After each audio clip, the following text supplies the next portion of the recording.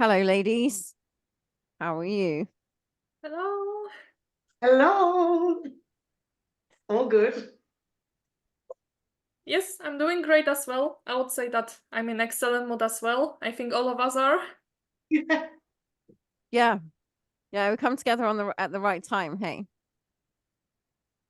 Yeah, the ambiance is really different today for me, and I think for others, all feeling very vibrant and big, big. Yeah, I don't know about anybody else, but I've been feeling the excitement rising. It's like, I'm getting so excited about I don't know what, but I'm getting excited. That feeling. Maybe it's the spring coming up, you know? I think so. I mean, I would say that, winter is always like a little bit of a heavy period, not too much sun, um, just a lot of, sadness. I would say that we don't see so much of sunlight, flowers all over. So yeah, it's always this, as the spring is coming, I'm always getting more positive, more energetic, and just really optimistic about stuff. Mm, Yeah, me yeah. too. Me too. So I guess I'll start with the questions then. As we're all feeling this and everybody's kind of wanting to go outside, aren't they? You know, get out into nature. But what is that draw, first of all? And also, what nature should we be connecting with? Because some of it isn't fully Christic, is it? And how do you feel you can tell the difference? Would you like to start, Morven?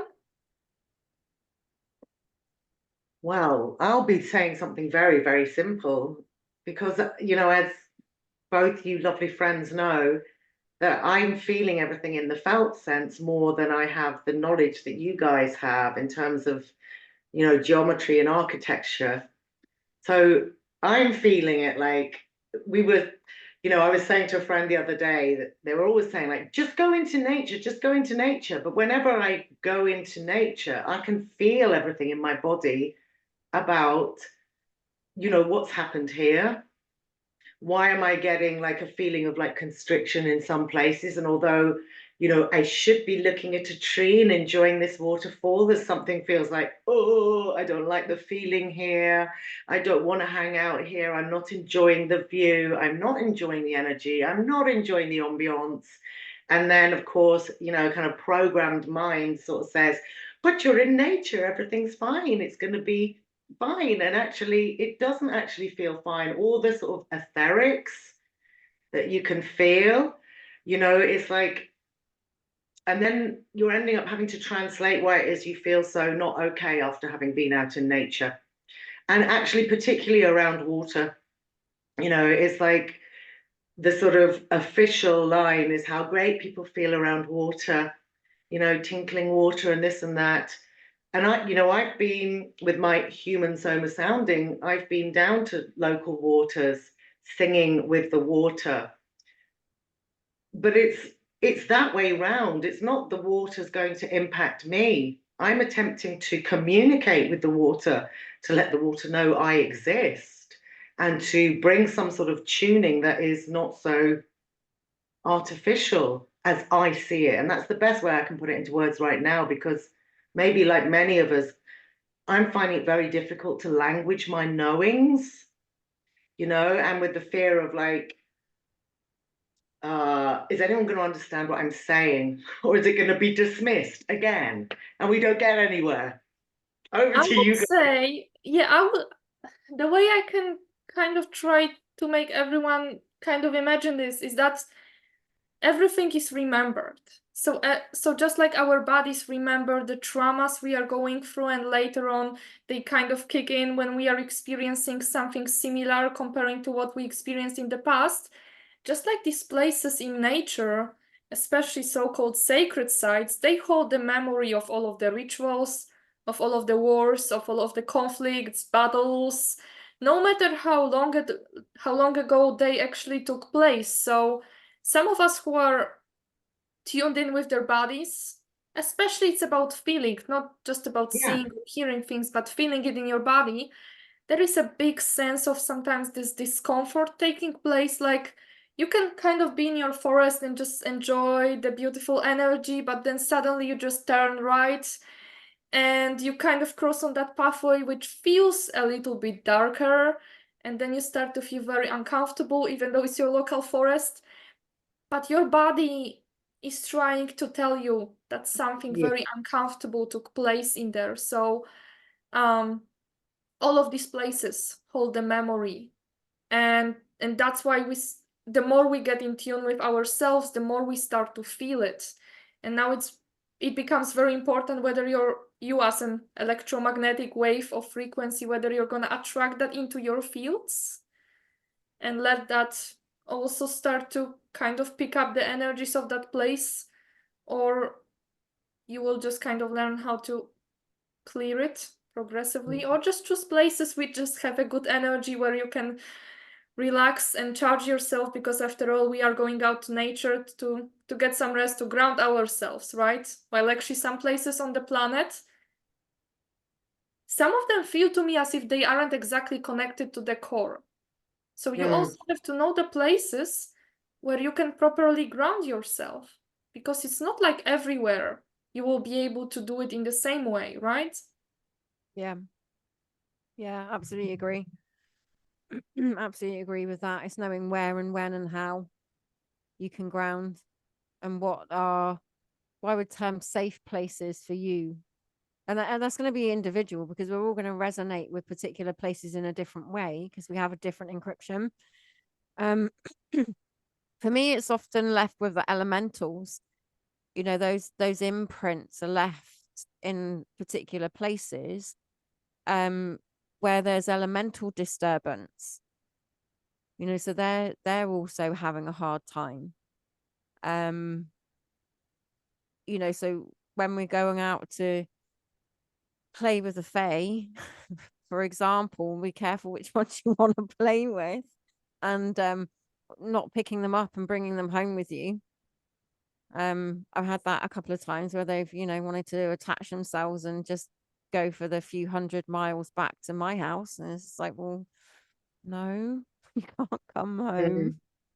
Can't come home with me.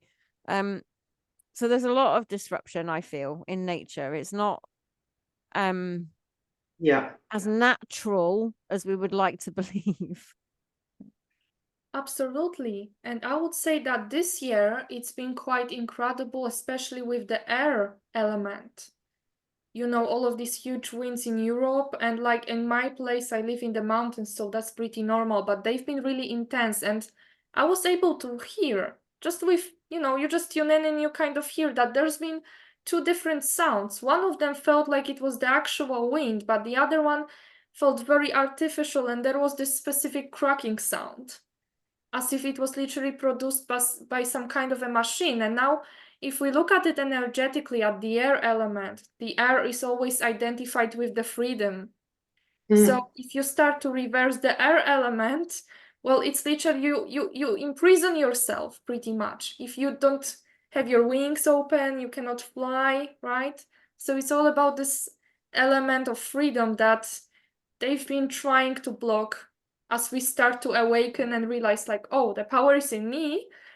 And that's when that huge air vortex, air chakra in our bodies is opening, right? So it's been about the wind a lot.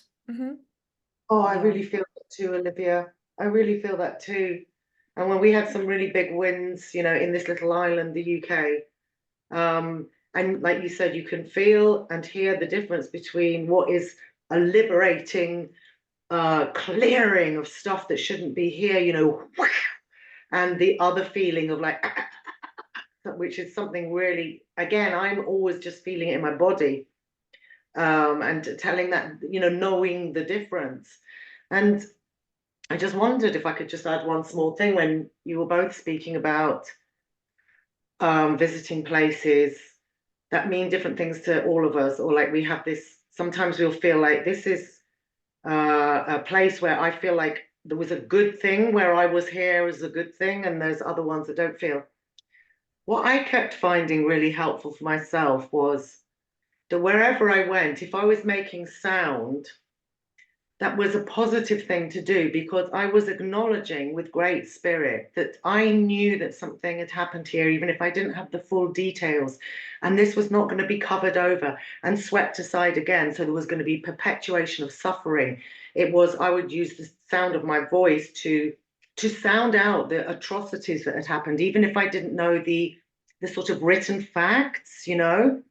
And so this felt like a really good thing to do. And it really did make a difference, because it was the acknowledgement of there has been suffering, there has been abuse, there has been deception, the wars, like you said, Oliwia, and like you said, Karleen, like interference with elementals, and this invisibilizing of everything that is good, pure, innocent, and highly benevolent, and needing to be, I don't know how to put it, like brought into the whole reality that we're wanting from now on. Yeah, I mean, I see it also as giving the unseen a voice. But Yes. that's how it comes for me. Is like you can feel that sound rising through you, right? But it's the giving, for me, it's the giving the unseen a voice. You know, it's like whether it is the trauma in the land, or whether it's the elementals through our body wanting to sing, you know, wanting an expression that can be heard, because they're not generally. You know, how many of us actually know how to communicate with elementals? You know, not very many of us left, you know, that No. will go into elemental, you know, dialogue. So that's the big one for me. It's always about, you know, well, how would you like that expressed? Okay, so I just open myself up to the feeling of that coming through, and then whatever comes out of my mouth comes out of my mouth. I would say the sound, definitely, and I would also add not really dance, but like the movement of the body, because after all, the energy keeps moving through our bodies. So that's what I've been lately encouraging my students to when we were activating stuff. Just kind of start swaying to the rhythm of your wave. Start to move with how the energy is directing you, and you can start running, and that's gonna be your expression of it. Or you can just kind of stand still and suddenly just kind of sway a little bit in different directions, or whatever that will be, but also the movement of the body, so that this wave can go through you and then you express it through the sound, and that's how you are actually doing the grid work in itself. Yeah, definitely. It's definitely that more. You know, when you're actually in that moment, you can feel it, and you feel like you have to move it, and where it has to go, and which bits you're pulling and pushing, and yes. All of that. As Oliwia was speaking, that's what I wanted to do when she's speaking, because you're vibrating this. Yes, I've been into that. I don't like to call it light language, but like just like the body movements. I'm doing that on a daily basis through my meditations, and sometimes it looks really weird, especially with my head and just releasing the meridians, but it feels really good because it feels liberating. You know, it's unlocking this air element. So you're also creating the geometry. So it's like we forget that. Like we forget that if we're moving energy with our body, we're creating the geometry. Where does the energy need to go? And we're actually moving it into the correct alignments, as far as I'm concerned. That's what we're doing. We're all creating the geometry with our sound, movement, our light, you know, because we all sound in color, you know, as well. Absolutely. So I remember saying you, Karleen, that you're often seeing these, let's say, light language geometry patterns on your skin. I'm having the same. I don't know if you have it as well, Morven, or just get a feel of that. That's kind of like often like also a confirmation for me. Something is being created, and actually we don't even realize, but we are doing the grid work all the time. We process all the time the energy through our bodies. So it doesn't just involve going to the sacred places, but just like today, I just feel like we are talking, and we are, I mean, I'm burning. I've been hot all day. Yes, me too, and I'm wearing summer clothes pretty much, and I could just feel like that we are just radiating something from our plasma bodies, and then it's kind of reaching all of the shield that is watching us. So that's we have to realize that it's not just about going to sacred places, whatever that means, but also just being in the now, actually. Yes. So this, Oliwia, I feel this too. It's like all of this planetary environment is supposed to be sacred places, including this sacred planet that we all carry. It's that feeling, isn't it? And when you said you don't know if I see it more, you don't know what, you know, whether I'm seeing it. It's like, well, I do and I don't. I tend not to look at things sometimes. I wait until it's shown to me, and I know I've said to Karleen in the past, it's quite childlike, you know, the cosmic child heart. So it was shown to me like a child's toy, like a kaleidoscope that a child has. And literally, you're doing this all the time with these incredible colors.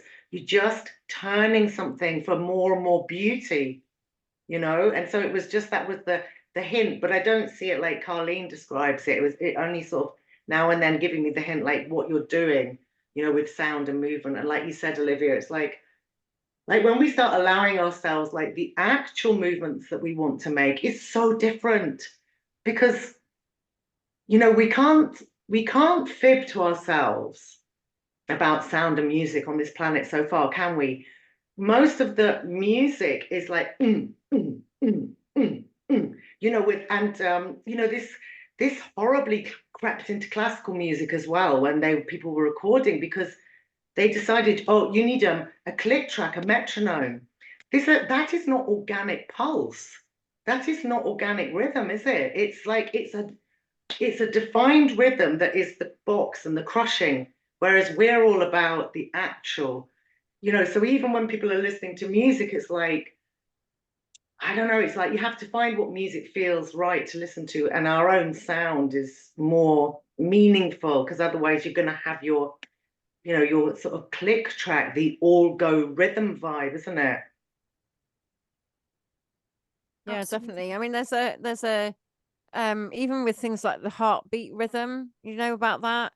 Like even with the Yeah, drumming and stuff like that, there's a heartbeat rhythm and it's a dong dong dong dong dong dong dong dong and it goes on. But our hearts even don't do that, you know? Yeah, I mean, the It's just question is are our hearts 100% beating on an organic rhythm?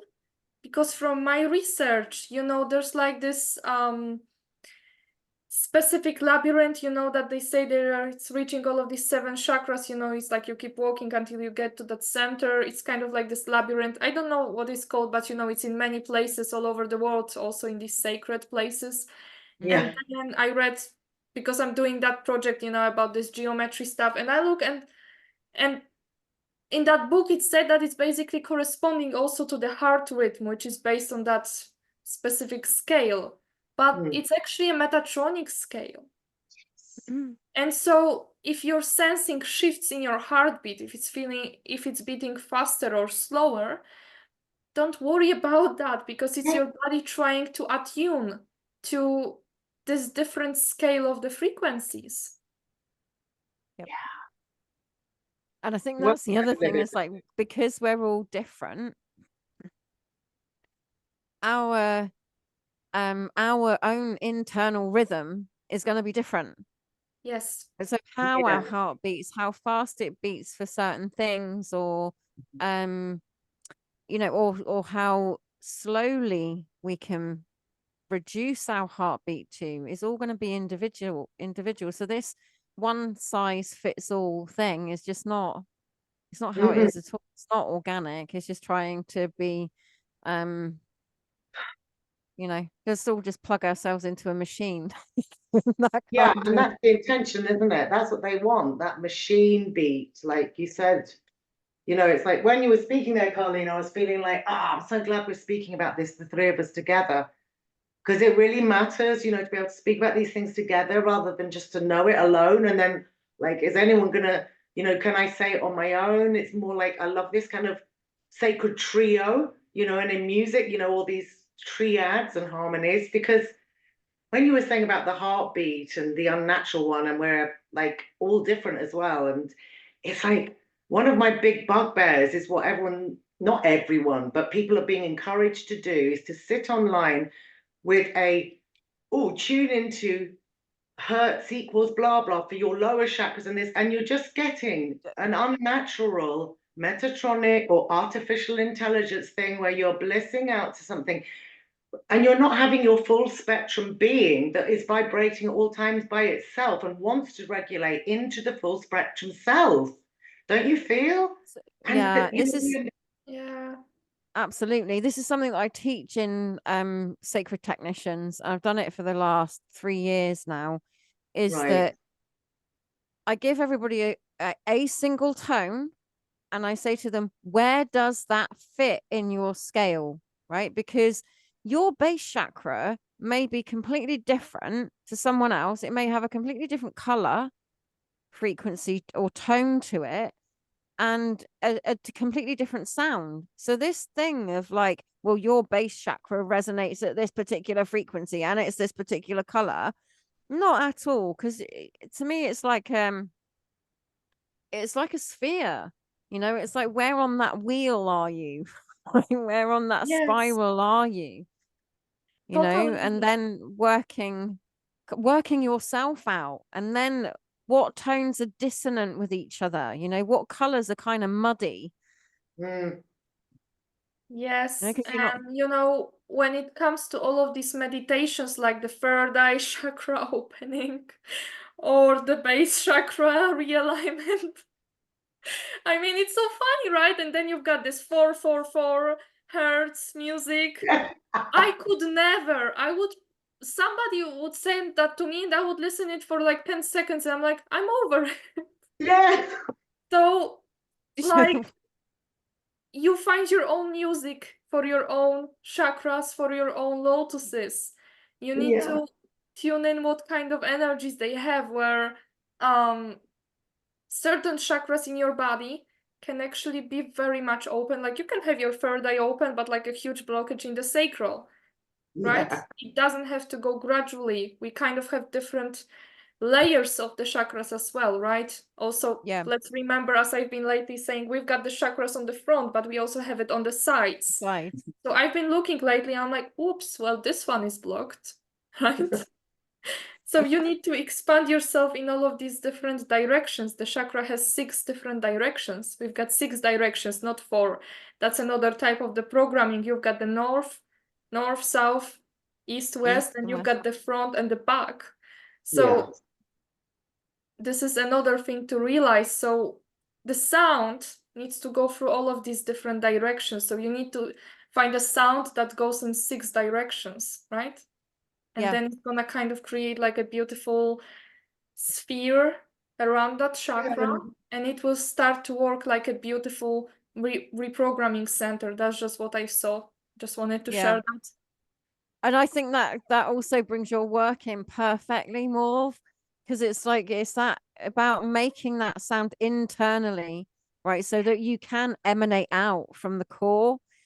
That is just so how it is, for me as well. It's like if you're emanating it from the core of you and you are expanding out, you're able to then go in all directions. It's not a one wave, a one tone wave, right? Right. That's it. They always want these monotone one wave. Oh, you're on the right wave. And you explained that so well, Oliwia. And, you're just saying it how it is, Karleen, which is actually, as we're incarnated into this sacred instrument. And we can generate all of it or sound all of it or like whatever it is. And it's like, I'm not very good with the thinkety things. I have to sort of try and language it in my way. And now I'm sort of learning to honor that. Like, I don't sound like Oliwia. I don't sound like Karleen, because we're all bringing in, that's why I call it the Cosmic Symphony Orchestra.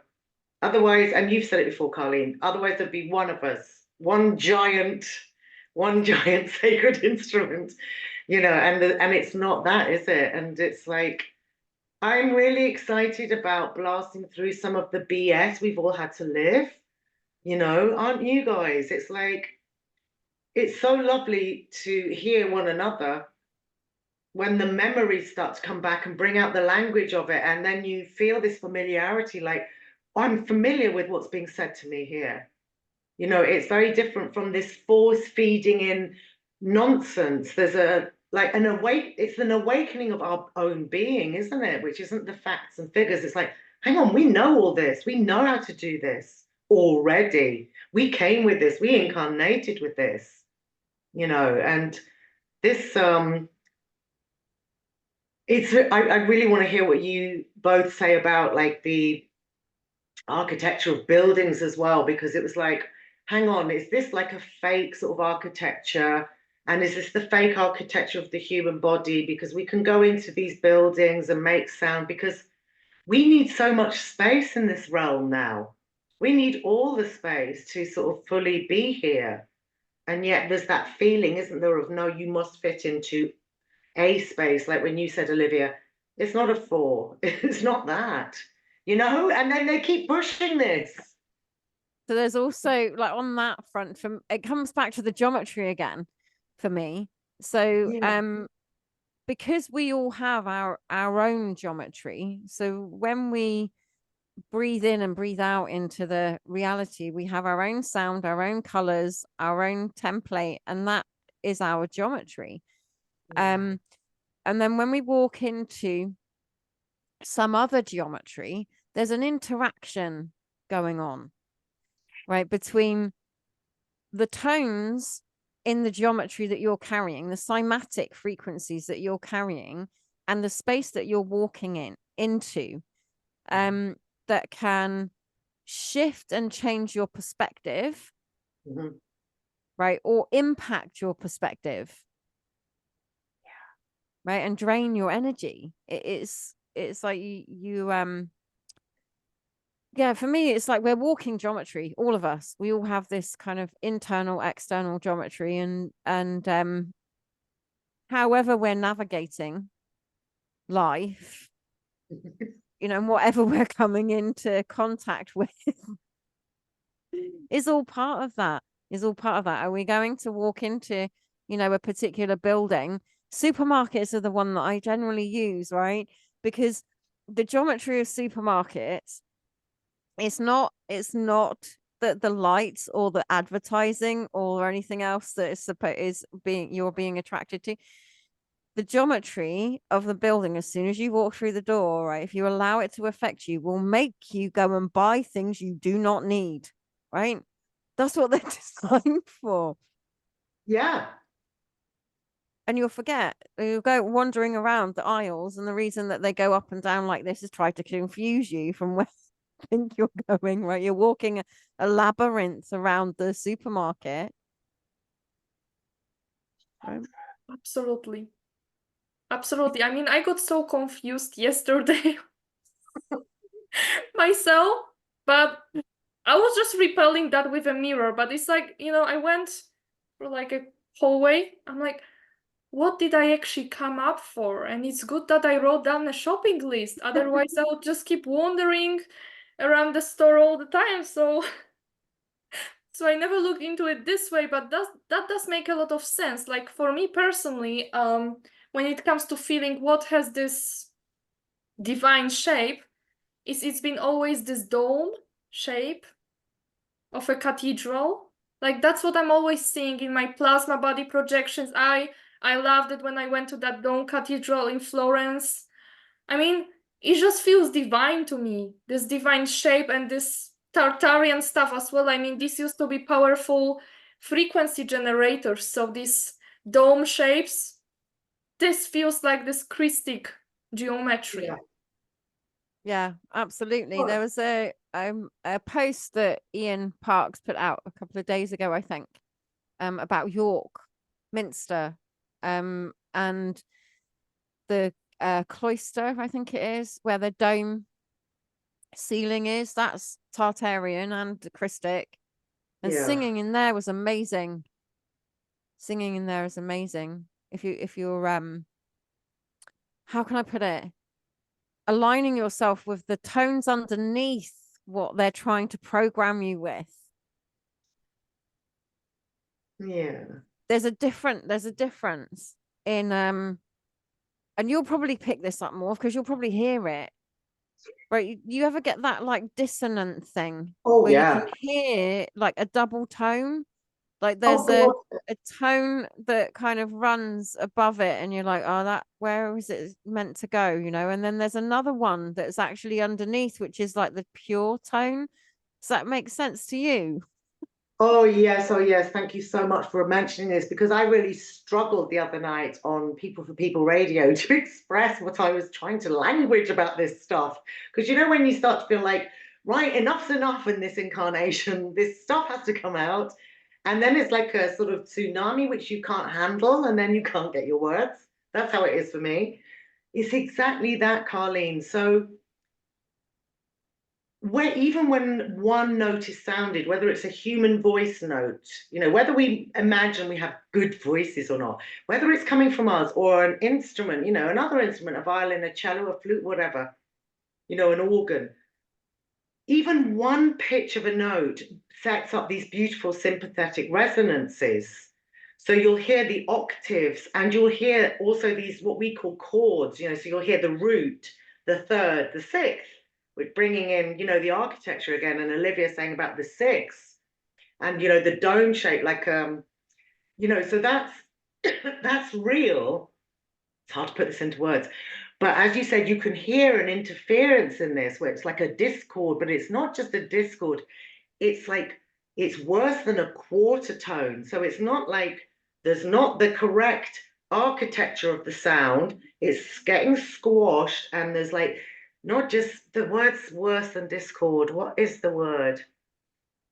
So there's concords and discords, but it's worse than a discord. It's just something so dirty and so like, oh, like a quarter tone that like makes your whole body, oh, you know, that feeling, because there is no real sacred resonance happening. And it's really, I don't know if you're interested in this, but I'll say it really briefly.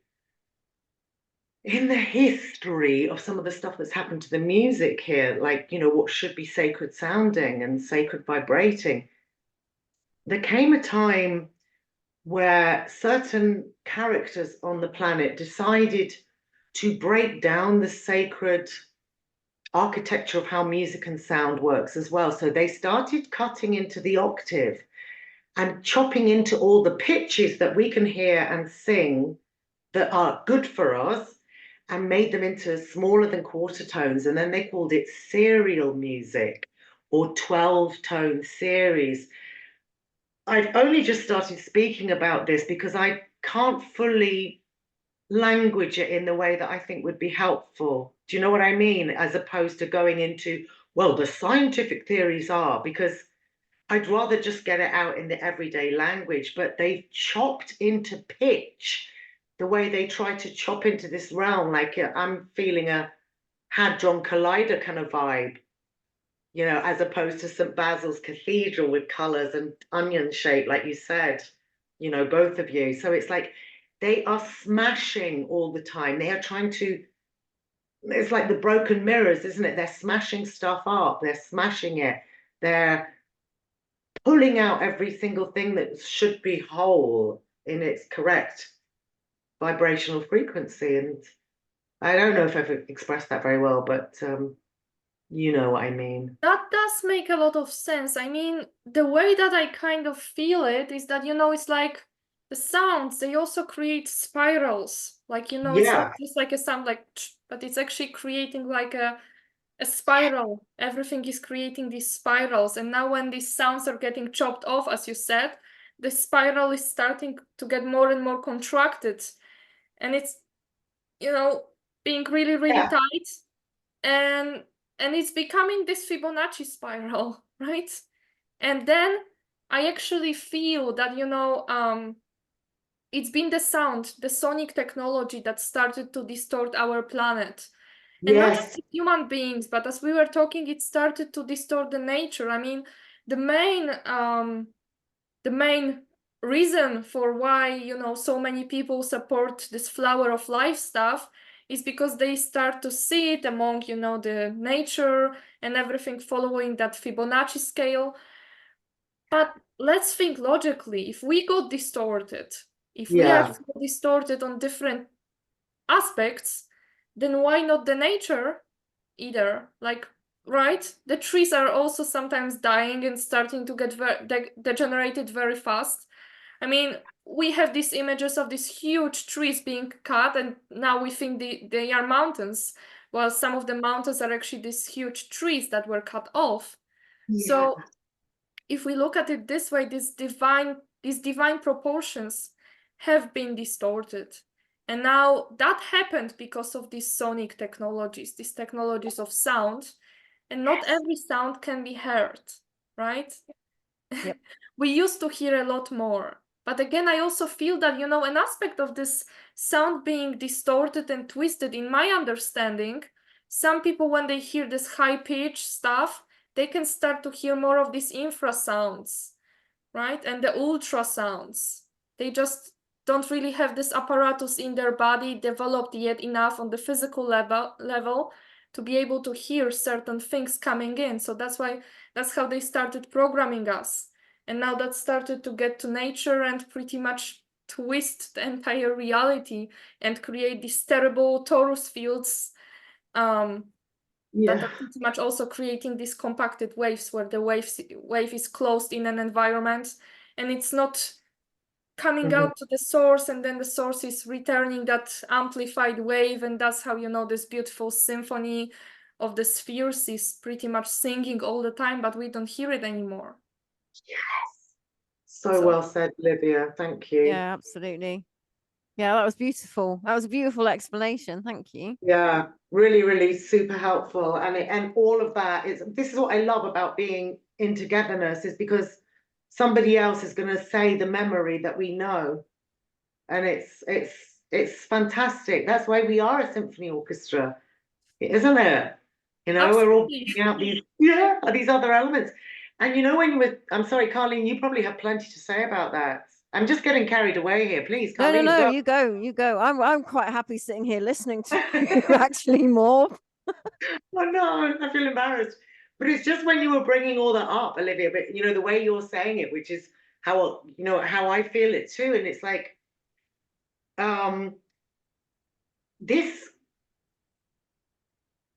what was coming up for me the last few days was we must wrestle with this and we must speak about this out loud without being, shy about it. Exactly the stuff you said, because when human summer sounding was sort of gestating in me in 2016, like you're gonna need it and da da da da. One of the phrases that had come in was echolocating, and I was like, what's that? And it's like the dolphins, how they in the ocean can communicate because they're sending out the correct sonic sound signals to each other about what's going on, what they're doing, and all the rest of it. And that this is something that's really important, and we can do the same, so we won't necessarily need words. And we can override some of this distortion that you've been talking about, Olivia, because some of this high-pitched stuff that everyone gets excited about, when they go, I've got ascension symptoms, I'm hearing a high in my ear. Right? Yeah, I hate saying this out loud, and I feel like I'm not sure you're receiving ascension symptoms. To me, you're receiving a direct energy weapon. It's a direct energy weapon. I don't know how else to say it more politely. Agree with you. Yes. Agree with you, sweetheart. Absolutely agree with you. Yes, and the thing is that the power is in the sound. So what I just said might have sounded a little bit negative in a way that, you have to kind of ground it and say like, yes, this is a reality that is twisted, but why we spoke in the beginning with expressing our voice, because that helps you overcome this. Like, I lately started to hear my plasma body singing, and that was like this internal sound of creation. So like the best aspect of it was not that I was feeling that, wow, like I could see all of these celestial harmonics coming in, but I was hearing them and these beautiful feminine voices singing in my head, and I was kind of singing along with them, right? Yes. So that is actually very healing. That is very healing in itself. That's how we used to be. It's like everything sings, but everything that is alive sings. We all have our own song. And so the celestial choirs, Yeah. you know, and the perpetual choirs, the constant singing that we don't necessarily hear anymore, or we're not performing either. You know, it's like we used to, sound was a way that we used to keep the planet in alignment, Mm, you know, being able to tone through yes. the energy lines and stuff, and we're not doing that. That's so true, Karleen. It's so true. And when you say about like celestial things, are we actually hearing it? And then you said the same, Olivia, as you started to do something, you're starting to hear them. I often hear them as well. Often, often, often, you know, ever since I was a child. And it's like somebody got music on, and it's like, yes, it's inside you. It's inside you. And I'm going along and feeling like, how come I can hear full heavenly choir? How calm. And it's so beautiful, and it's so and the thing is, I know that everyone can hear it. It's just a question of like opening to it, isn't it? And I don't even feel there's necessarily any spiritual techniques. It's just like know that they're singing and you can hear it all. You can. And it's just like they somehow on this planet there's been this programming of like to dismiss this. That's, you know, somebody being weird or insane, or, you know, that's not allowed to be spoken of. And Yeah. it's just there was something you said which I wanted to bring up about, you know, the like the false narratives along these sound things, but I cannot, it's sort of gone out of my mind. It's to do with, I can't remember, it'll come back to me, but it was to do with the sort of falseness of using one sound, monotone, monarch, only one wave, whereas as you were saying, Olivia, it's all these. Yeah. Mm. Yeah, I mean, happening it even starts at school, like, don't ask any questions, just be silent and listen, and then you're supposed to do something in a programmed way, right? So Yeah, it's like yeah, the biggest confusion I see among people is that, you know, it's like they've blocked our creativity. I would say it's also about the fact that we are not so much creative. Like, you know, if you yeah, ask a child, like, just kind of clear this, like, how do you think you can imagine you're gonna remove this implant out of your body? They will come up with the most fantastic idea ever, right? yeah, yeah, And it's the same with the sound. It's like we were yeah, blocked to be creative, to kind of just be like, maybe I should make a scream, maybe I should just whisper. That's what's been blocked, kind of thinking from this multi-layered yeah. perspectives, right? And actually, in the past, when these sounds, as you said, Karleen, they were kind of, we were running the energy in the grids.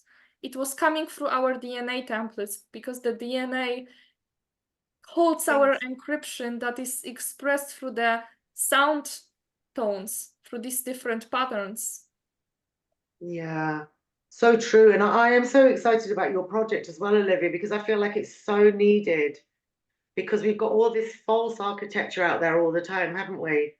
And they're getting away with it because they're putting it out online all the time.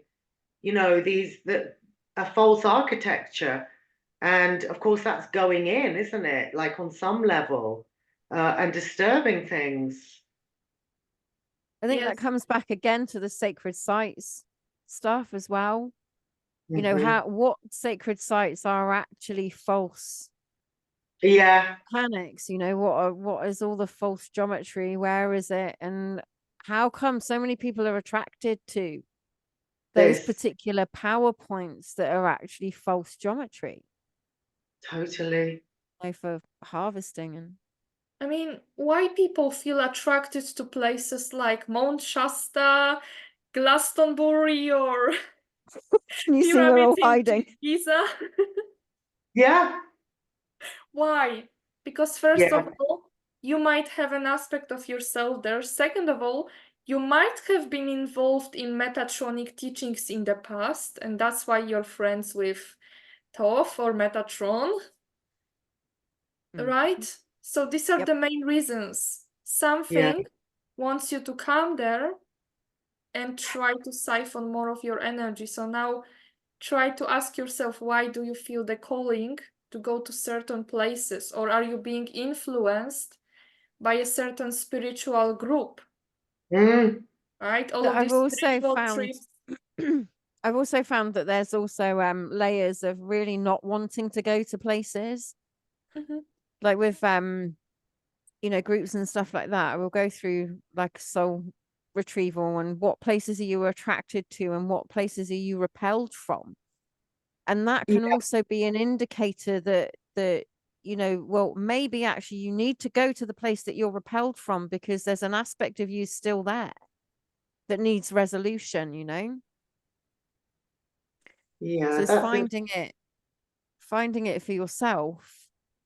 What places do you resonate with, and are you resonating with the false architecture, and what's that all about for you? mm. I think, there would be what I'm really, really keen to happen over the next however long is that all the shame of all of this just leaves us.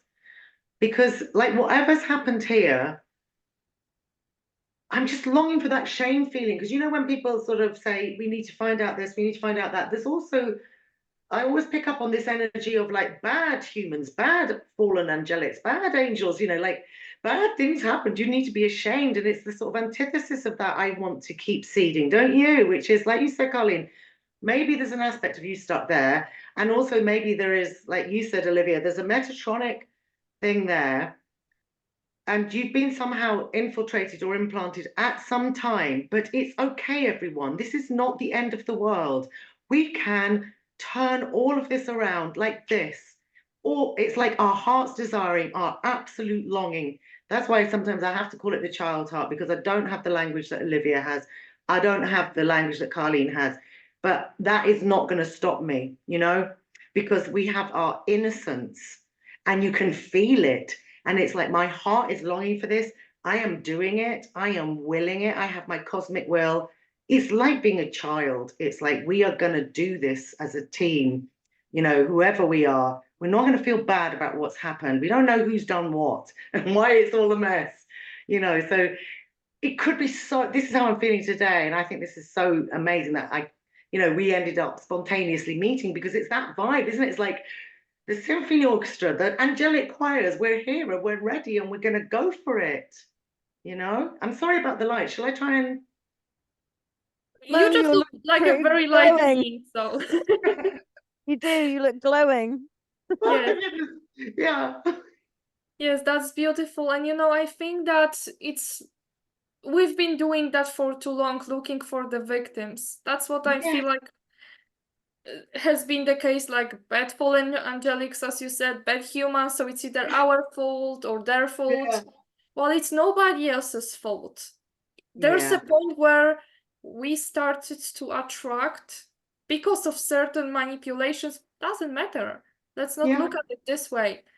The opening was created, let's say, to call it as neutrally as possible, and that allowed for this Metatronic spiral to come in and start to distort this geometry. And then people who got inspired by it, because they were inspired by nature originally, they started to create these temples, or they started to change the architecture of these Christic temples that were there before.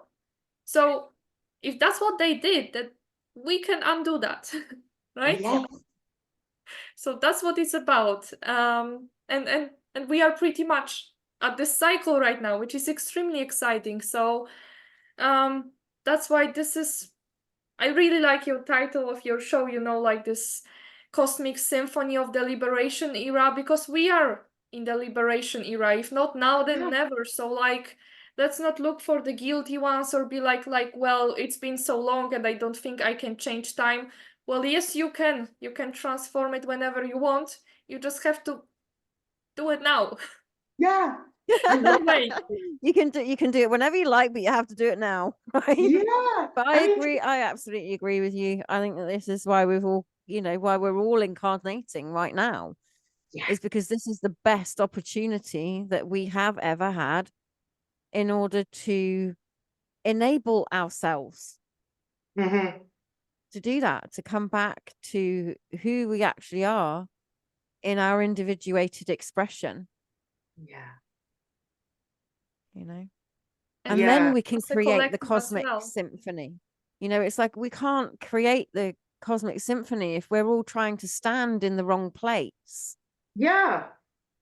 It's Right, like so tune our instrument, tune it and go for it. It doesn't matter if something's a bit out of tune, it will, yeah. won't But it? the thing that gets me is like everybody's one. It's like, well, we only have one instrument and everybody wants to turn at playing it, right? Yeah. And rather than going, well, actually, I don't play the violin, I play the tuba because that's who I am.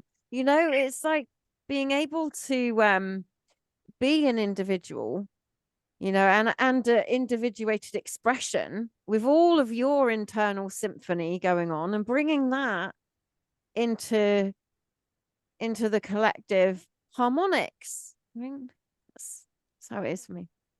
Absolutely. I mean, it's like we are all one, obviously, but at the same time,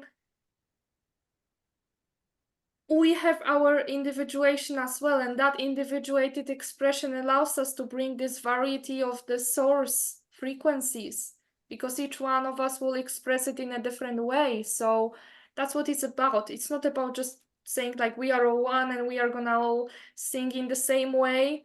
The reason why this God source field started to create this whole universe and the cosmos and all of its structures and seeded the beings into the inside of it is to experience all the variety of different expressions of itself.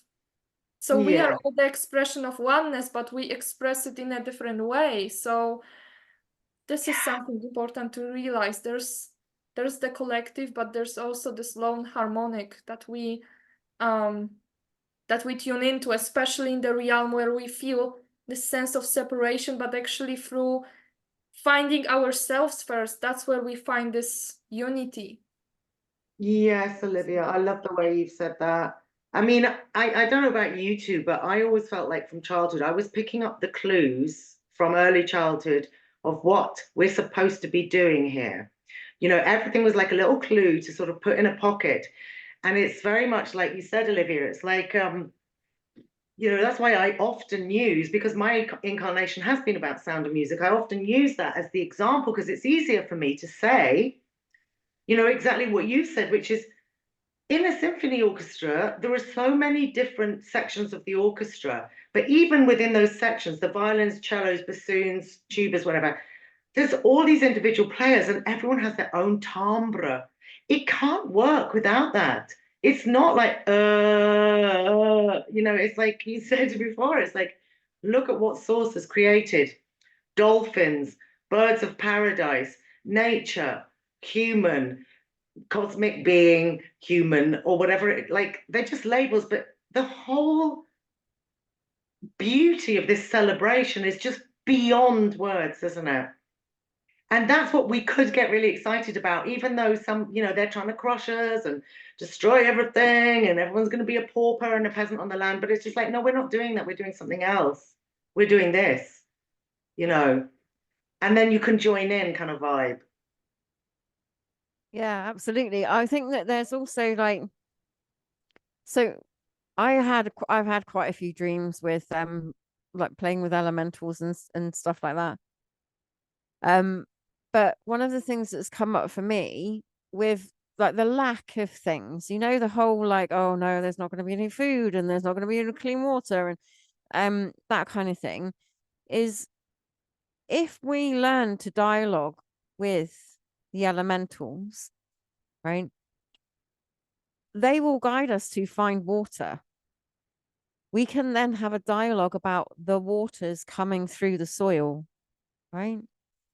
And then if you're wanting your veg to grow and you are able to communicate with the elementals inside it, you know, then it's like, okay, so where do I need to plant you? How do I need to plant you? I don't think that there's ever really going to be a shortage if we're working what I would term sacredly with the earth. Right? I don't think that that is really an option. It's just a case of we have to remember, right, how do we do that? How do we, find water in a desert when there isn't any? And that's how it is to me. It's like all of this fear porn, like it's going to be like this. It's just a way to get us to imagine that outcome. Seeing a fallen timeline to some degree.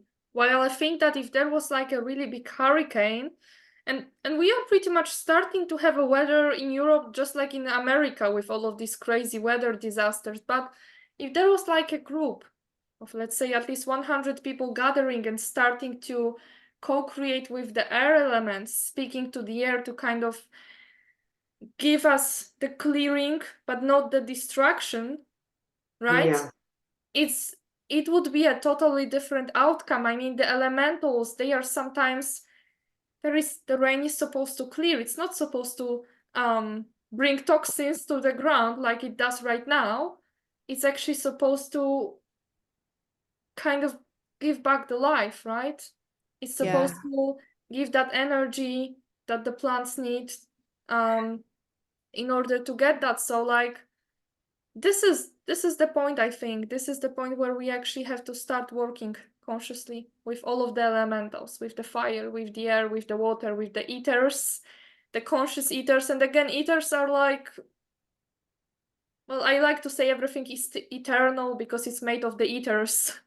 Right? Yeah. So and the ethers can be expressed through the light, through the sounds, because the ethers are like this space of the whole creation. Actually, that's why there's been always this fifth element in the game, and then they create this beautiful cathedral configuration, and this ether is in the center. So again, ether is in the core. So that's why our plasma ether body is like this most inner core layer of our plasma body that can actually heal all of the elementals. So I think that when we start working with these elementals that got twisted, the best way is also to kind of bring the ether element out there that can actually start to align all of these other elementals. If that makes sense to any of you. I think I just got carried away. No, I love it makes perfect sense to me. They're working from the inside out. So you have to come from the eternal first in order to bring. It's like if you have excuse me, I would call it a step out. Right. So you're stepping out into creation. So your in eternal self is the core of you. Right. Then in the step out from the eternal, you then have the elementals. Right. So you're stepping out from the eternal, and then comes the elementals, and then comes the next layer of density. It's like underneath the elementals is the eternal that they are then trying to give expression through themselves, right? That's carried on the how can I say that?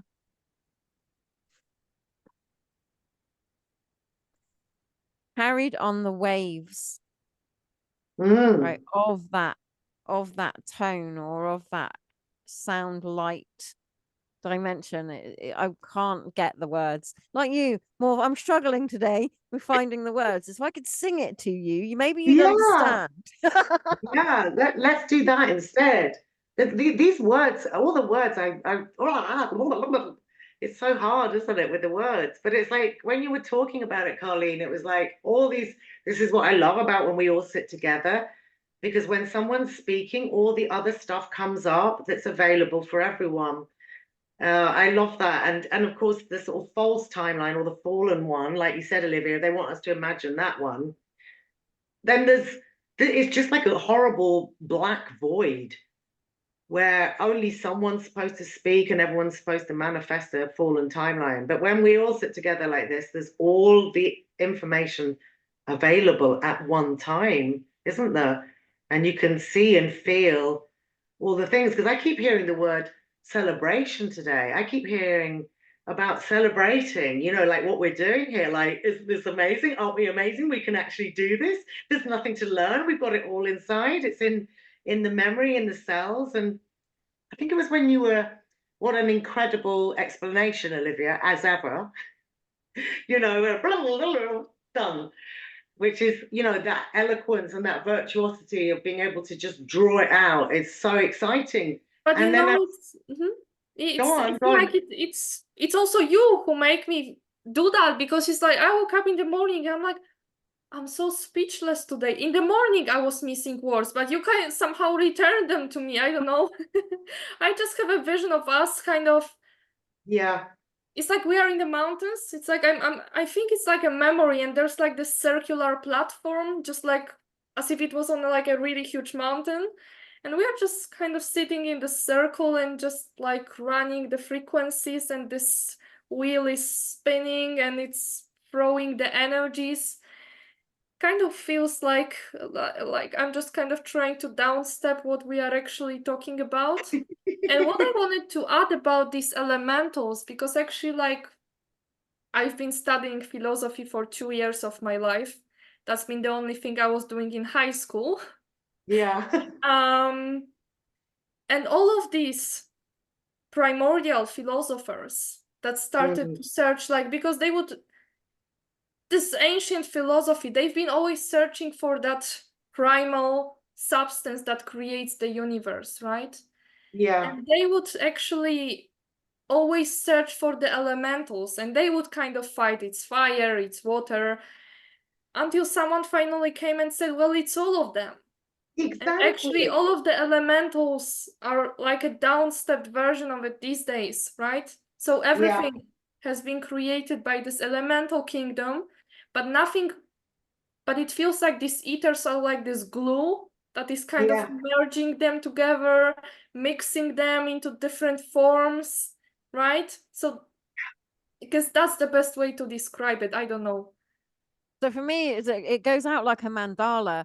So it's like if you have the ether in the middle and you have a spark of a water elemental, and then you have air, and then you have fire and earth, right? So they kind of branch off, and then in between them you get like the fire of fire and the water of fire and the air of fire. There's all these different layers to that, because they're merging together, and how they combine, it depends on the geometry.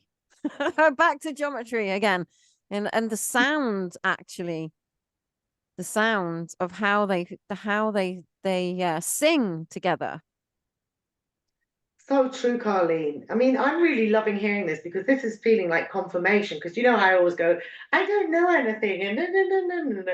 And then I'm getting, then I'm getting the confidence to feel like, oh, yes, that is what I meant when I said this. Because when I've been doing some soundings with people, like we were saying, because when it went wrong in 20, well, not wrong, when that thing happened in 2020, you know, I felt like if this really is going to be a problem, we're going to have to find our ways, even through this machine, to bring sound and human communication, you know, human communication.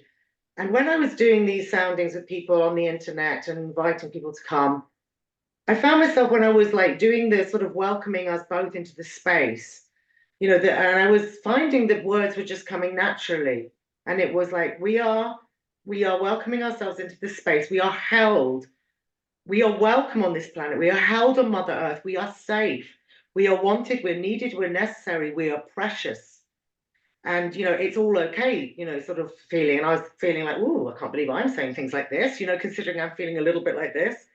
And I was finding myself saying, we have our own body planet, this sacred instrument that has, exactly as you described, both of you, the ethers, the waters, the temperatures, the climates, the plasma, the elementals, the eternals. It's these so-called miniature planets in the Mother Earth planet, or upon or within. I don't know how to say it properly, but it's like it's all in a harmonic.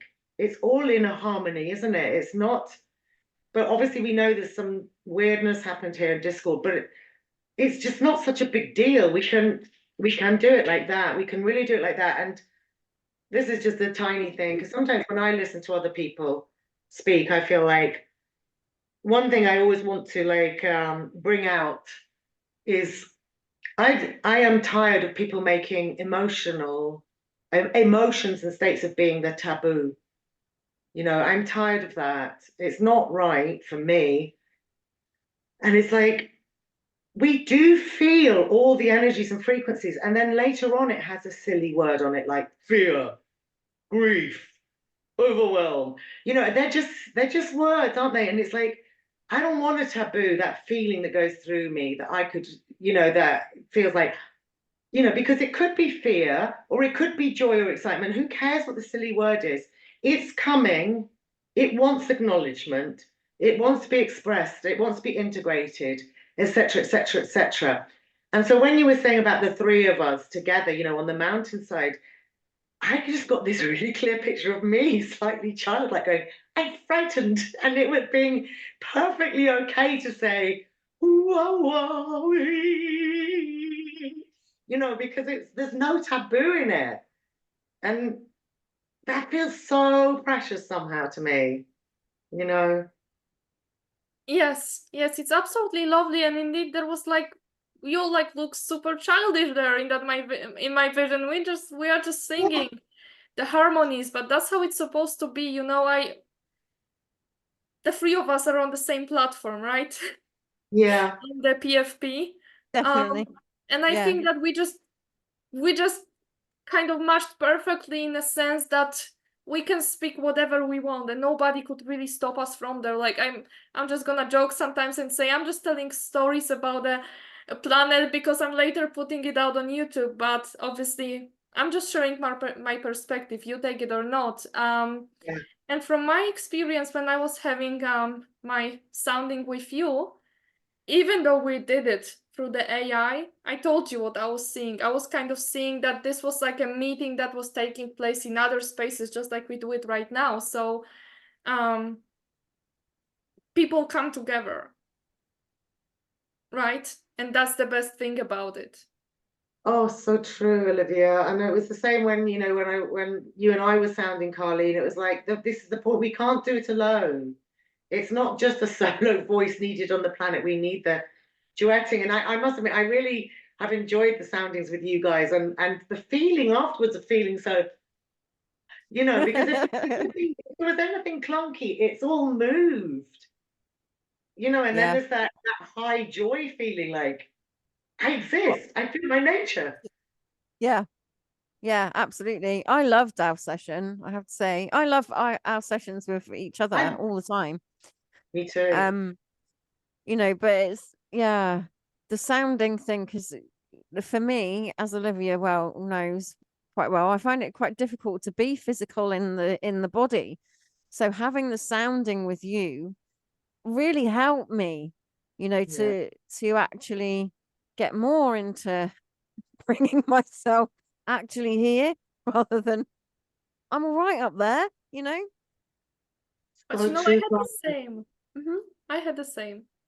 Yeah, I love that. And because like when that phrase that you used, Olivia, and that phrase that you've just used, Colleen, like Olivia, when you said, I mean, this is what's so funny about watching everyone, you guys on PFP, because there's Olivia sort of saying, well, of course, just a story, a theoretical story of something that could be in the fairy story of, and with your lovely sort of, like the gravitas with just the story. And it's all sort of the same thing. And with you saying, Karleen, it does feel sometimes uncomfortable to be in our bodies because we are feeling all the distortions as well. It is, ooh. But the beauty of when this is how it is for me, because it's easier for me when I don't have to use words.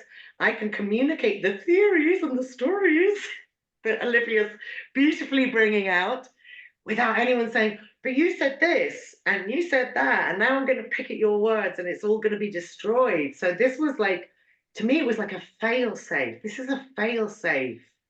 Because I love the way you do it, Olivia, with just the story, just the theory, and Karleen with just my perspective, of course, just the way I perceive this. We're all so polite, aren't we, on this planet? We're all so polite. Of course. I mean, I love it about you, Marvin, that you're just always so brutally honest, because people are missing that. I mean, people are missing that. It's just like, I mean, on family gatherings, you're always supposed to say everything that is allowed to be said. There is no this, you know, you need to be very transparent. You need to be very transparent when you say certain things. So I'm saying things in a transparent way, and then I say this is just a story, just so the program misses out on me. And I do my perspective in the same way. You know, it's like, oh, I'm not forcing my opinion on you, but it's like this. Yeah. I mean, this is a very key aspect, isn't it, my friends? Although it's very subtle, which is we have the sort of metatronic. I'm now borrowing that word from you guys. Thank you very much. I don't know why I hadn't found that myself, but I didn't. We have them where it's like they try to paint over and impose and implant the current narrative that is supposed to be acted out. And because we are not like that, and we have this challenge of bringing in cosmic knowing, but not wanting to impose this knowing or implant it, because everybody's got to be able to turn their own knowing on or start their instrument up, tune up, you know. So it's such a subtle layer, isn't it? Because like you said, there's sometimes like we're finding, right, just have to brutally say something. I mean, there is a very funny Scottish expression, Oliwia. I don't know if you know this. I bet you do, Karleen. When I was a child, I was known as the bringer, which means it's like the bull in the china shop, you know, sort of. And the thing is, it's like, I don't enjoy that necessarily because I feel like the hedgehog with no prickles. But sometimes you've just got to smash through the falsities, haven't you? Like bam, bam, bam. And it's like a very weird feeling. You know, I would like to be sitting angelically, just telling people everything there is to know. I'm sorry, I'm in a silly mood today. Mine comes out as dictatorial though. And the amount of times that I've been like called like you're forcing that opinion on me, or you're so dictatorial. You know, I don't mean to be dictatorial. Or I just find it's blunt. And when I'm blunt like you, right, I can't do it that well. You know, it's like it because it comes out as like I'm just being dictatorial. But I'm not. I don't mean it like that. That's true. And also that's just a projection. I mean, just Oliwia just seems to have an extremely eloquent way of doing all those things with the Well, but you know, on the other hand, some people say that I'm looking way too angelic and that I'm just deceiving people with my soft, gentle voice of explaining things. So I don't know. Well, you see, I'm transforming my hair each month, so I guess some people have a lot to talk about. But to be absolutely serious now, that's the way I am, because I carry a lot of this female E-ray frequency in me. So I like to express things in a gentle and polite way, but I also have my side when I have to. But I think it's mostly about the programming that people have. Like, oh, you need to say it in this polite way. If you raise your voice just a tone up, you're starting to attack me and I'm the victim. This is another part of this victim-victimizer game where we actually, some people are so, you know, locked in their shells that when somebody starts to speak very loudly, this shell starts to crack.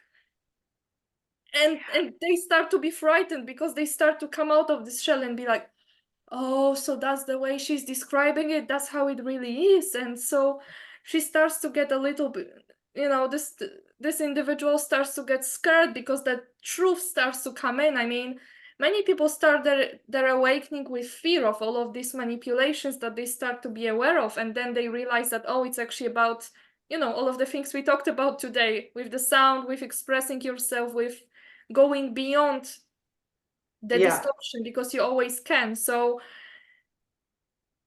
the way people sometimes kind of approach it is that they are just terribly scared because they would like to hear about the light and the angels, you know. But that's not the symphony that we are playing, right? Oh, so well said. And I love to see you laughing away, Karleen. It's so lovely. It's so true. And I mean, when people go to a concert, let's face it, it's all about projection. That's how they do it in the distorted way, don't they? They've got a big amphitheater, they've got the lights, they've got the false amplification. What are those things called that falsely amplify sound? Amplifier. Is it called an Speaker. amplifier? Yeah, that sort of thing that pop groups use. Amps, yeah. Amps, yeah. So there's a false amplification, and nobody seems to be fussing and upset about that. So when the human voice can bring that, because it's needed in our symphony, isn't it? And like you said, Olivia, you said, okay, I've got this, but I've also got this. But that's everything we've been talking about today. We don't have one or the other, or even the cross, the four things. We have the whole spectrum that we are not, because of what's happened here, we've not been allowed to use it and we've not claimed it yet. And now that's why it's exciting, because we're claiming it. Like we can have some gentle tones in the music when it's time. And that's the same as Mother Earth, isn't it? She's sending all these different temperaments. That's how I see it. I'm shutting up now. We've heard enough Oh no, of me. don't do that. No. I love your expression. You know, I have said from the beginning, Morv, I love the way that you express yourself, and I have encouraged that as much as possible, because you are direct and you are just in the moment and you are just so free, you know, with your expression. And I know that, you know, with a lot of us, we go, oh no, yeah, well, you might think that, but I don't feel it, right? Yeah. But Yeah. you can't hide you, you know, as much as you try, love, you can't hide Oh, I you. know.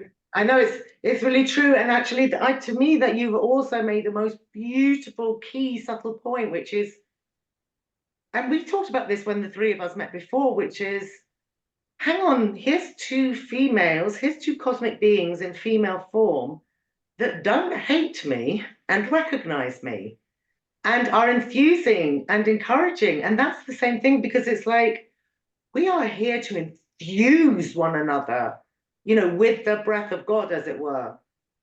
You know, the God of great, you know, the breath of great spirit. I'm not talking about that other, you know what I mean? But so it's like the usurper. yeah, the usurper. It's like the enthusiasm, like of to be so excited and encouraging of one another. Again, you know, that's what I felt like.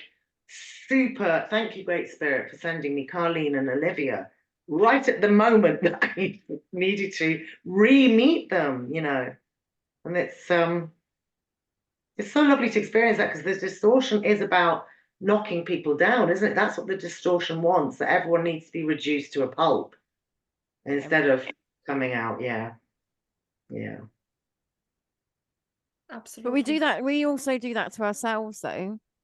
Oh yeah, because how we're many trying. how many times do we like beat ourselves up, you know, for falling down a hole? Do you know what I mean? It's like all the Yes. time.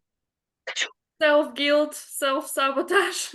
Yes, like, how could you not see that trap?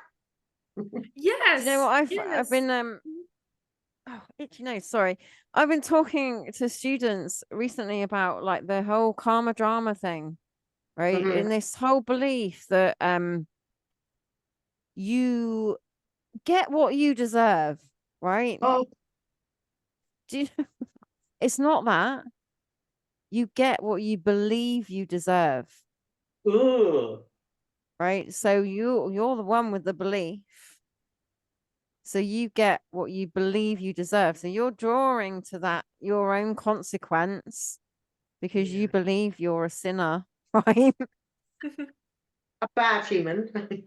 Yeah, exactly. So we're back to that whole thing of like, stop the blame, shame, guilt, regret game. Let's just get on with everybody going Yeah, forward. Hey, all of these projections, like it's your fault, you did it, you have to work through this. Yeah. I mean, the biggest realization is that when you actually realize you don't have to, Yeah. and you have to find certain things that you're attracting to yourself. But if you keep saying like, oh, I'm never gonna get into a healthy relationship. You won't, because you keep attracting, right? So it's about actually catching our thoughts, seeing where they are, and then you can express them as much as you want, right? Totally. And get them out of yourself. Yeah. It's like vomiting, isn't it? Take them out. Vomit them out. We don't want them anymore, thanks. They were not comfy at all. I mean, when you say that, Olivia, about like catch them and I mean, that's a subtlety, isn't it, Karleen? Like you said, it's what you believe you deserve. And then Olivia, you went on to say catch them and just, it's like that sacred yes and no, isn't it? Sacred yes and no. It's like when you hear like something within, like saying, well, everybody dislikes you. And then it's like, okay, so is that a yes or a no? No, I don't want that anymore. That's going in the compost. That's a no, that's in the bin, And it's like, it's so much simpler than either we've tried.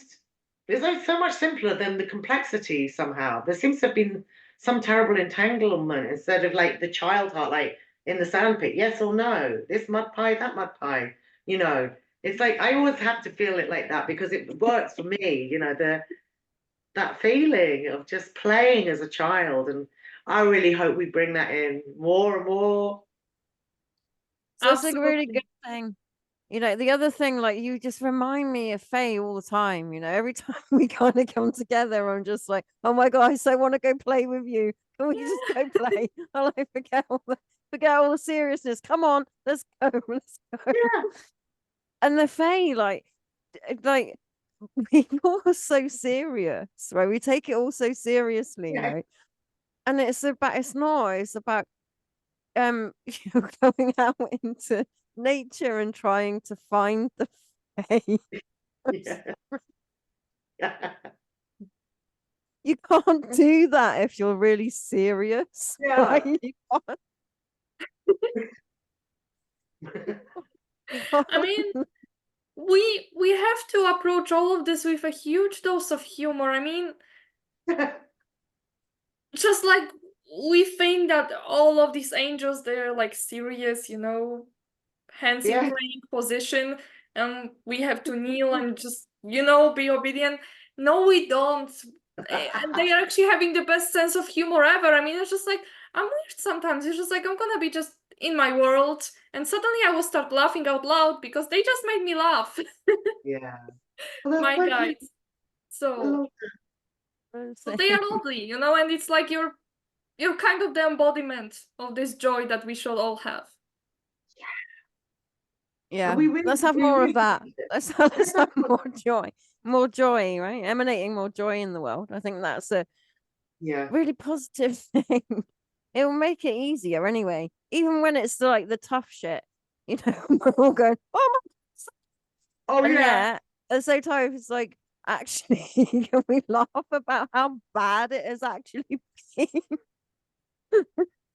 It really reminds me of a theatre piece, isn't it? But it's like, it does matter to be with, people that you feel really great with as well, doesn't it? And more of us are going to start feeling great with each other because, as Karleen knows, I have howled for 3 solid hours over a mistake I made, instead of just carrying on as me, sort of handing all my gifts somewhere else. And of course, it hurt like ... So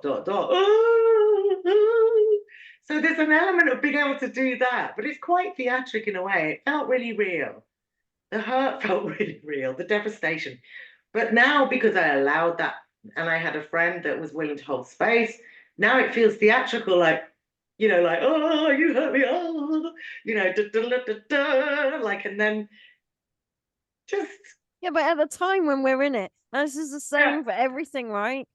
It's like the time that we're in a particular situation, it is the worst thing we've ever experienced. And it's like every single time. It's like every single time it's the worst thing we've ever experienced. Always. Yeah. It's always that bad, isn't it? Always. But I like to kind of do it this way. That it's just like, when something bad happens, I'm like, before like I make a difficult decision, I'm like, I'm just gonna sleep with it. I kind of Yeah. just put it somewhere in like a box, and I'm like, I'm just gonna have a rest, and then I will look at it from a different perspective. And then I'm like, well, it's not so big anymore. Like, why am I bothered so much? So like, Yeah. letting yourself have the time to just kind of get peaceful first before you make a decision that can be very, very impulsive, right? And that will actually make things later even worse. Because it's always our parasympathetic nervous system that kind of brings like, oh, this trauma. Well, now it's even worse. Right? Yeah. But then It's again, I think that impulsiveness is also the childlikeness, right? The childlike innocence that wants to just go and do something, Yeah. you know? I am one of the most impulsive people on the planet, I think, when I'm actually being myself and not the super, I can't do it today, super serious one in the room. You're very good at acting that out, I must say. Thanks, love. Oh my God, do you know what? I think this is the most I've laughed for a long time, you know? I got to be the serious one. And all It's I funny, want to isn't do it? is have I always look at you guys, and getting like the vibe, like, like Olivia's very calm and she can say it all in the right way, and Karleen's very grounded and like this amazing space holder, just alchemizing quietly. So it's like we're all looking at one another, like what's emanating today, And actually, this is a slightly serious question because I think there's been way too much laughter, don't you? There's been way too much laughter. I'm only joking, but I really want to hear your opinion, both of you, or your feelings on this. One of the struggles I've had most of all in this incarnation was tabooing myself, what I call the taboo. So let's say I got really hurt, or I'm absolutely fuming about something, or I'm feeling deep sadness and nostalgia. What I've struggled with most of all is actually allowing those things to happen and really like honoring them and making them sacred states before I can pop. Like the peace arises once I haven't conned myself. Do you know what I mean, guys? Because I think like I don't know maybe it was an imprint from early childhood, which is you're not supposed to show, especially if you're feeling it all, you're not supposed to show. And you're having to deal with it all inside with a sort of poker face. And so that can become a bad habit, and it's like if I need to rage, I'm gonna rage with sound alone and honor what's happened instead of pretending it didn't. So I'd love to hear from you both what you feel about that sort of tabooing that can happen. I Okay, mean, I'll go first. yeah. Who's going first? You want to take turns?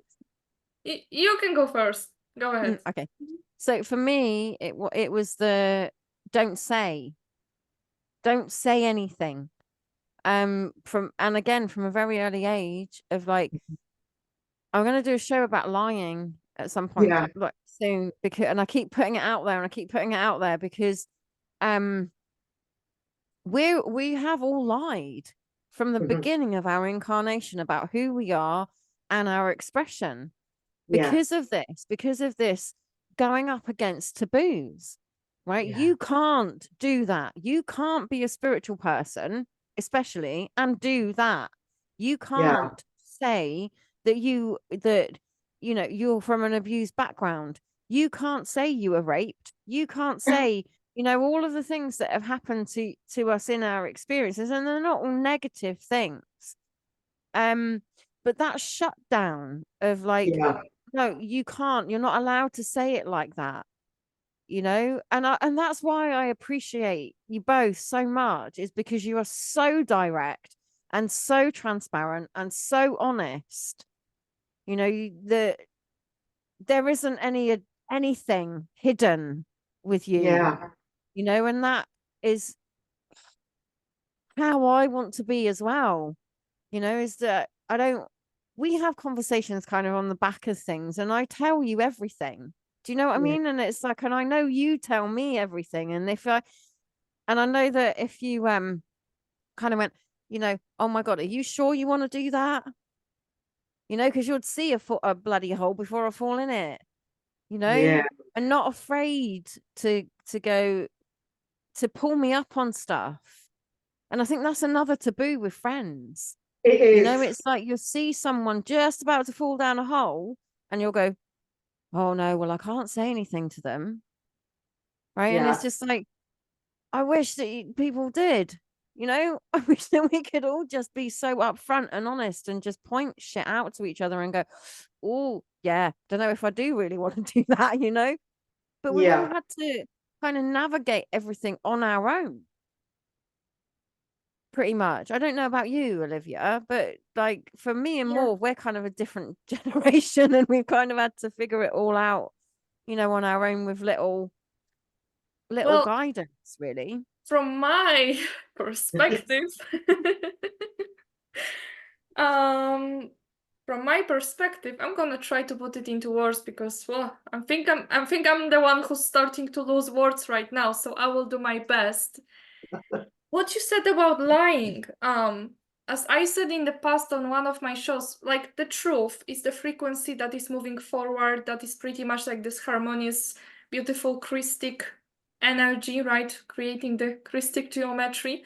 But when you lie, you twist the information, it's going in the opposite direction. So it's reversing its spin and its axis, and it's going like a reverse Metatronic wave right at you, and it starts to reverse you. So you sometimes don't even realize that you're living an illusion, but the reason why you live in an illusion is because you lie to yourself.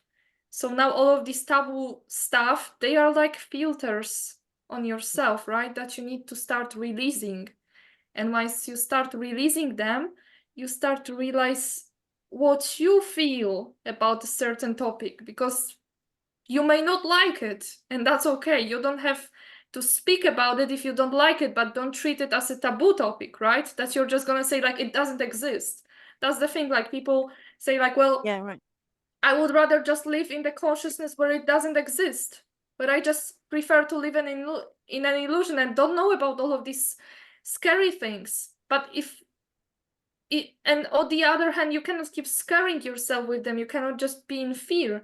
So it's like you have to find this golden mean where you meet these two different perspectives in the middle, and you realize, okay, scary things are there, but I find a solution. So I'm getting to know this information to find a solution for them, and that's when the taboo, scary topics disappear. Right, so we've been lying to ourselves for way too long. We've been listening to people who have been lying to us. And, you know, if you start to tell a lie multiple times to somebody, it becomes the truth. Like you can start programming yourself with all sorts of mantras and stuff, but it's gonna create another programming within you. So I guess I hope I explained that properly. But You that's did. what I mean. It's about actually stopping that reversed frequency in motion, because it's not just about lying to other people, but especially to yourself. Who you are not. Clear all of this out. All of your Absolutely. name, your identity, your nationality, it doesn't really matter. Don't identify yourself with it. Try to see who you feel like. Like, I'm a soul. Why do we always say I'm a human? I'm a soul. I'm an oversoul. I'm an essence from the eternal God source fields, and that works. That is perfect. I like that Yeah. one. Yeah. I like that label. I'll put myself on that label. Yeah, the one I chose for me was the cosmic child heart, because it's like it came from me, like a sort of infant feeling, like that's mine, I'm having it. So it's It's just like, yours. yeah. Just like you said, it's like there's been that survival element, hasn't there, of the lying to self, because I don't know about you, my friends, but that I know I'm pretty sure this is a ubiquitous experience on planet Earth. When you first incarnate and all the gifts haven't been messed with, And so you're exploring and you're expressing, and then before you know it, like punish, punish, punish, punish.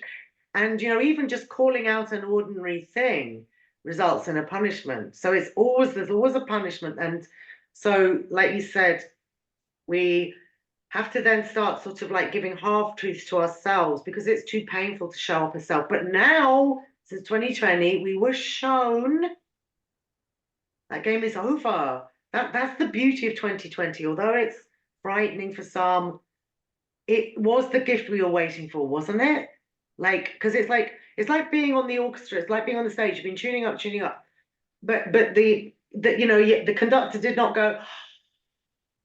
Off you go. We had to wait for we go. Yeah, for me, 2020 was the year when I felt like everything opened up. Like the world has closed, but the field has opened up. And I felt like I don't have to travel physically. I can just travel in my mind through all of these beautiful places. And like the world was like, it opened its gates for me. That's lovely. Yeah, it's beautiful. For me, Really? I didn't go along with the narrative. I Exactly. was still going out. I was still traveling. I was still doing whatever I wanted. I didn't do the lockdown. No. The scariest thing for me was seeing everybody covered up. The masking. Oh my God. And the first time of like going out and everybody's like stood in a queue so far away from each other. And it's like, that was the scary part for me. That disconnection. And then, I was working in a shop during lockdown up until it, and there was this young lad, like after, and he was like, he was upset. So I was like, "Are you okay? Do you want a hug?" And he was like, "Are you all right to do that? Yeah. Are you okay to like just to give him a hug because he was upset?" It's like, what the. Yeah. Like, of course, I'm okay with doing that. So I haven't had a hug for the last 2 years. It's like, Jesus Christ. Yeah, it's serious. We shouldn't minimize the torture that was intended and on some level succeeded. Because Oliwia, I love like it's like, oh right, I'm traveling etherically now, and I completely went into just like a hermit mode for 2 years of my life. So I needed to do that in order to actually step out of my darkness. But what was happening was terrible. I mean, I've seen it with my own eyes. I was going to my basically to my school at that time, and I was the only person in that place who didn't wear a face mask. And I was like, I'm not gonna do that. And somebody was like, there was a group of us, and the head teacher asked like, which one of you did get a vaccine? And almost all of them raised their hands. I'm like, and only a few people didn't. And he was like, well, that's a good number. That should be fair enough. And I remember myself just speaking out like, oh, but that's never been even tested on humans. And he literally shut me up. He said like, well, you didn't raise your hand, so why do you even speak up? So yeah, there's been frustrating moments, but overall, many people in that time started to realize that the prison is just an illusion because, like looking from this bigger perspective, this planet has been quarantined, this solar system has been quarantined, this galaxy has been quarantined. And now this has been brought to the human awareness. Yeah. Some people were like, well, we are breaking out, not just of this lockdown, but out of this huge multi-dimensional lockdown where we are not able to connect with all of these aspects of ourselves naturally, like we have to take some actions to do it. So for many of them, it's been like a call, like, oh, well, something is wrong here, right? So that's been the great part that I'm talking about. Everybody kind of started to feel into their own fields, their own space. Yeah. We didn't have time for that before. Yes, true.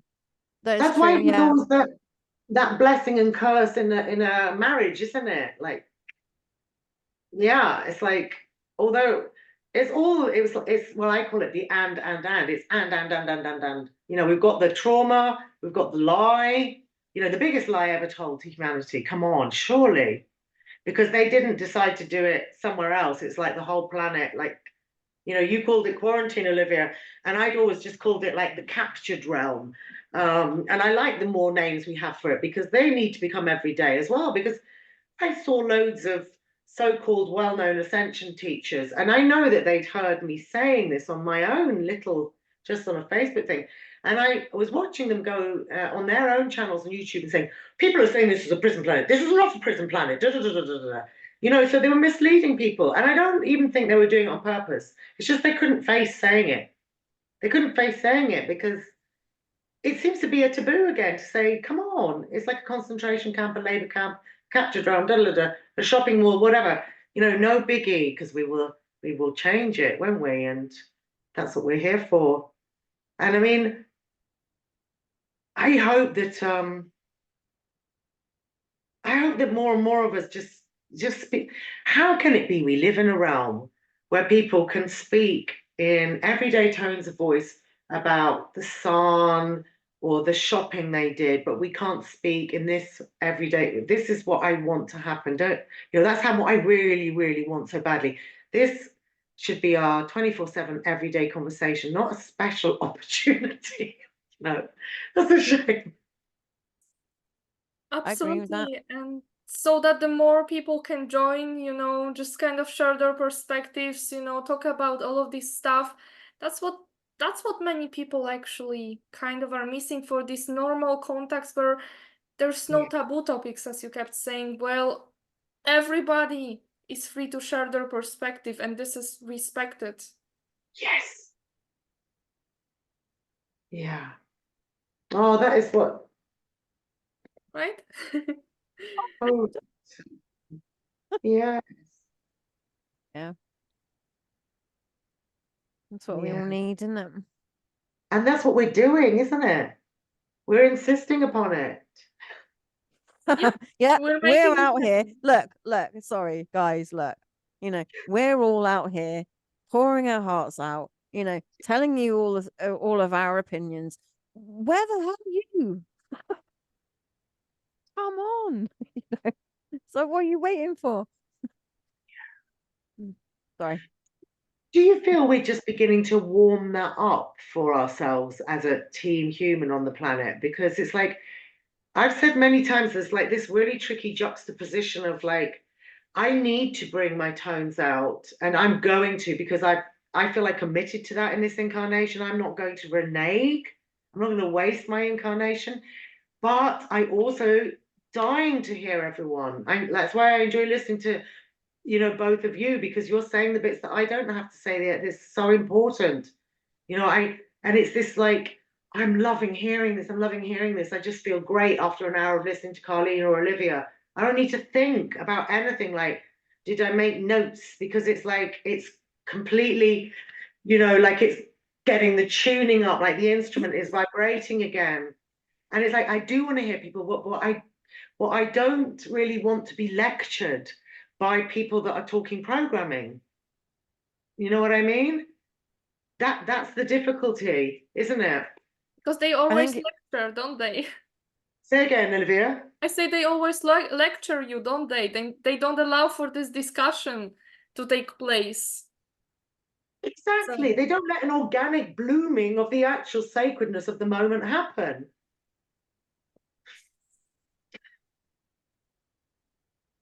it's that authenticity though as well.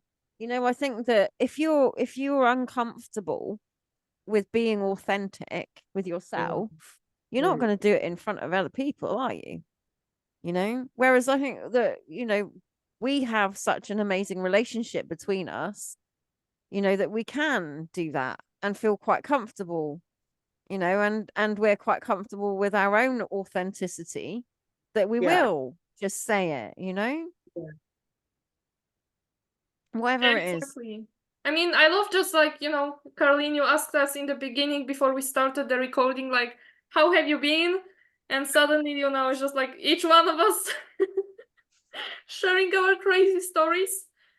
But you know, that was just lovely. That kind of gave me like a burst of energy instantly. So, you know, it's been amazing. Totally Yeah, for amazing. us too. It's really lovely to hang out with, hang out with you. I love spending time with you both. Oh, You know, I really do. let me just let me just say, at this ripe old age, this is the first time that I felt like, this is a safe place. So I really feel for all of us on this planet because we are all attempting to birth these um, live living sacred spaces, are we not, where we can feel comfortable, like you said, Oliwia, of like, we don't want to be lectured, we want to be able to, everyone needs to be able to put their sound and their frequency into the sacred cathedral of the space that we're creating together. You guys go on a lot about co-creating. It's, it is in the moment, isn't it? And I hope more of us will take the courage to feel like, I'm gonna show up as myself no matter how uncomfortable it feels at the beginning, because I don't find it, like, it's not, it's feeling much easier now. I don't know how it feels for both of you, but it wasn't feeling easy. It wasn't feeling easy. I'd love to hear from you both. Okay, so I Yeah. never said anything to anyone, right? For Yeah. years and years and years, I shut myself down. I never expressed anything. I very rarely had conversation. In my younger years, I used to have to like put my finger into my voice box in order to actually make sound. And now, can you shut me up? No, but I had to kind of break through all of those, barriers that you're talking about. And there's still some things that, Yeah. publicly I might not talk about necessarily, but it's coming. It's coming. Because I don't think there should be any difference between who you are behind closed doors and who you are in front of a camera, right? Yeah. So we're getting to that point where, I think other people also are looking for that authenticity so that they can then feel like they can be whoever they are, regardless of, what they've been through or what they haven't been through, or, Yeah. Yeah. I would say that for me, it's been not necessarily not just about it's been always about kind of trying to make things appropriate and just Yeah. kind of being taught like, okay, I'm just gonna do this and this and this and be the best student, blah blah blah. And then when the pain hit me, I was like, okay, well, I guess I'm going through a reset. so yeah, I've been in my space for a while because I felt like I need to be in one. But it's gonna be almost a year, actually. That was like in April when I had my first interview. And ever since then, I started speaking out, and many people didn't like it, but I'm still here, and I'm not gonna stop. Yes. good. I'm glad to hear that. I think more of us glad to hear that as well. That, Absolutely. we're all here and we're not going to stop talking out. No. No, and I always get this beautiful image, which I got long before I met you two properly. At the beginning of 2020, well, it had been for many years before that actually, but it was like, well, when is this then? When is this? It was always about us waiting, not just the three of us, obviously, for anyone that's listening, us, the incarnated ones, waiting sort of at the stage left and right, waiting in the wings. And then coming out and having to bring what we've got to bring. And so we're moving that sort of fake scenery and the sort of cardboard cutouts that we're on pre-record. We're moving them out of the scenery and we're coming on and we're looking for all in the opera, the choir to come and bring so we can really do this. And I find it very reassuring and very strengthening to see more of us out there doing our best and saying our piece, you know, being us. You know, it's that whole self-allowing thing, isn't it? It's like this time, not any other time, this time, self-allow. Come on, do it. You know. Yes, it's now or never, right? Yeah. Yep. Now or never. Yeah.